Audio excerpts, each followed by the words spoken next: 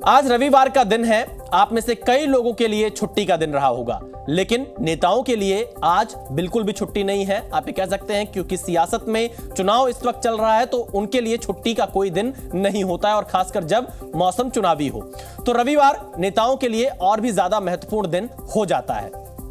आज दिल्ली में विपक्ष ने एक बार फिर से एकजुटता दिखाने की कोशिश की। दिल्ली के रामलीला मैदान में इंडिया गठबंधन के सभी बड़े नेता एक साथ दिखाई दिए। इनकी एकजुटता की वजह थी दिल्ली के मुख्यमंत्री अरविंद केजरीवाल की गिरफ्तारी का विरोध। इंडिया की सभी पार्टियों के बड़े नेता रामलीला मैदान के मंच पर दिखाई दे रहे थे। इनमें सोनिया गांधी थी, राहुल गांधी थे, मल्लिकार्जुन खड़गे मंच पर थे, अखिलेश यादव, तेजस्वी यादव, उद्धव ठाकरे, फारूक अब्दुल्ला, महबूबा मुफ्ती, भगवंत मान, पंजाब के मुख्यमंत्री सीताराम येचुरी, ये तमाम लोग मंच पर आज इंडिया गठबंधन के एक साथ दिखाई दिए। मंच पर आते ही कांग्रेस नेता राहुल गांधी ने बीजेपी पर आरोपों की झड़ी लगा दी। राहुल गांधी ने इस चुनाव में मैच फिक्सिंग तक का आरोप जड़ दिया। लोकसभा का चुनाव है, अंपायर किसने चुने? नरेंद्र मोदी ने। हमारी टीम में से मैच शुरू होने से पहले 2 खिलाड़ियों को अरेस्ट करके अंदर कर दिया। कांग्रेस महासचिव प्रियंका गांधी ने भी दिल्ली के रामलीला ग्राउंड से हुंकार भरी। रैली के दौरान प्रियंका ने भगवान राम के संदेश को भी बताया और कहा कि रावण जैसे बलवान का भी अहंकार चूर चूर हो गया। भगवान राम जब सत्य के लिए लड़े, उनके पास सत्ता नहीं थी। भगवान राम जब सत्य के लिए लड़े, उनके पास संसाधन नहीं थे, उनके पास तो रथ भी नहीं था। रथ रावण के पास था, संसाधन रावण के पास थे, सेना रावण के पास थी।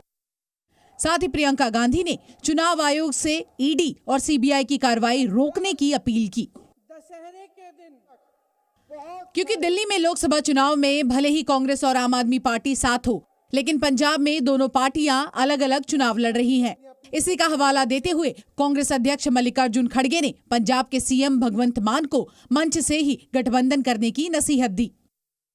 मैं आपसे विनती करता हूं कि आप सभी एक हो जाओ, मिलकर चलेंगे।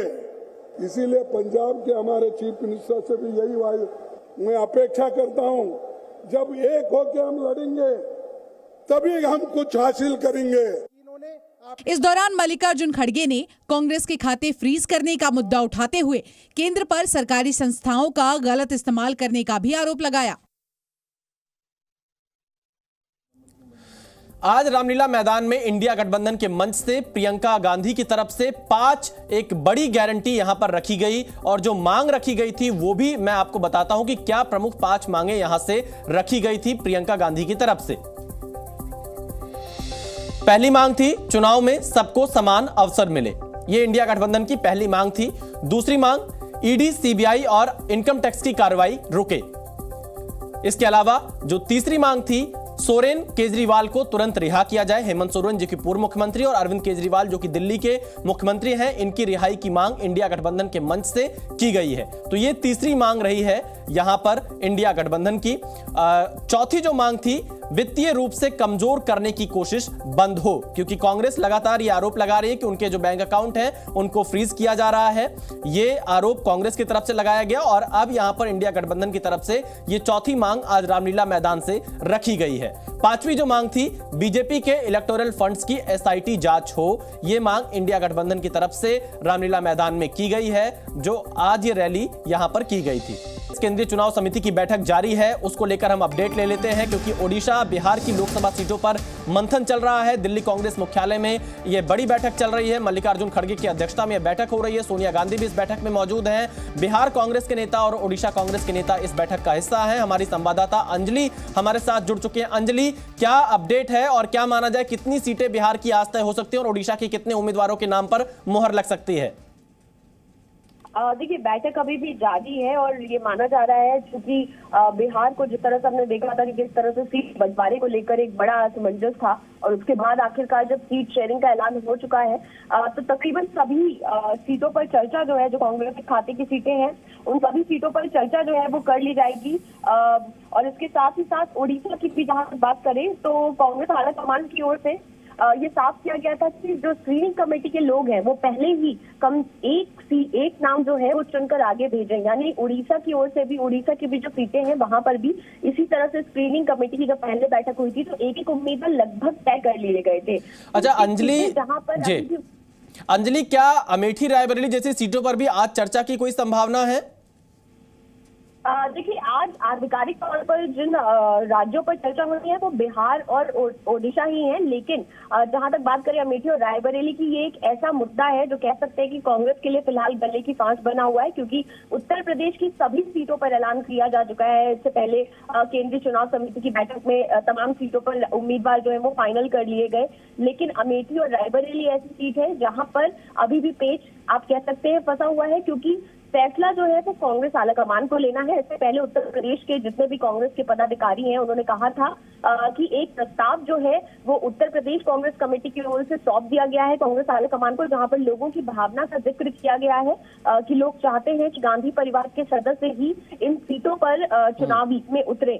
तो अब देखना होगा कि पार्टी आलाकमान जो है वो इस पर क्या निर्णय लेता है, क्योंकि काफी लंबा वक्त जो है गुजर चुका है और जब सीटों का बंटवारा भी हो रहा था तो जाहिर तौर पर माना जा रहा था क्योंकि ये कांग्रेस की गढ़ वाली सीटें हैं, कांग्रेस की पारंपरिक सीटें हैं, तो इसलिए सपा ने भी सीधे ये सीटें जो है कांग्रेस के खाते में। बिल्कुल अंजलि, बिल्कुल आप नजर बनाए रखिए। देखिए अंजलि ने पूरी जानकारी दी कि कैसे बिहार और ओडिशा को लेकर आज सीटों के नाम पर मंथन हो रहा है, लेकिन अमेठी और रायबरेली अभी तक कांग्रेस डिसाइड नहीं कर पा रही है। अंजलि, आप पूरी नजर इस खबर पर बनाए रखिए, हम आगे भी आपसे अपडेट लेते रहेंगे।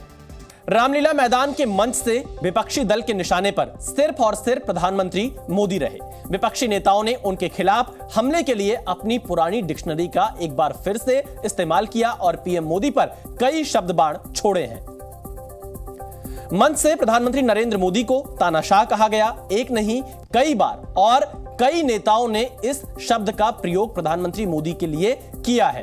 किसी ने पीएम मोदी को घमंडी कहा, कांग्रेस महासचिव प्रियंका गांधी ने रावण तक कह दिया, तो कांग्रेस सांसद राहुल गांधी ने मैच फिक्सिंग का आरोप लगाकर मैच फिक्सर तक कह दिया। ये तमाम ऐसे आरोप प्रधानमंत्री पर लगाए गए हैं, क्योंकि आप देखिए जब चुनाव आता है इस तरह की भाषा बहुत ज्यादा आम हो जाती है। हालांकि बार बार चुनाव आयोग ये कहता है, तमाम लोग ये अपील करते हैं कि चुनाव में जो भाषाई मर्यादा है वो बनाकर रखनी चाहिए। इंडिया गठबंधन की एकता अधूरी है। दरअसल सीट बंटवारे को लेकर दलों के बीच अभी भी कई जगहों पर सहमति नहीं बनी है।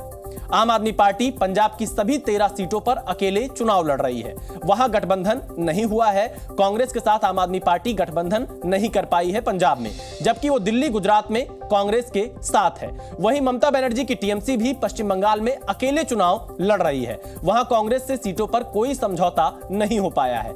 महाराष्ट्र में कांग्रेस और शिवसेना उद्धव गुट के बीच सीटों पर सहमति ही नहीं बन पाई है।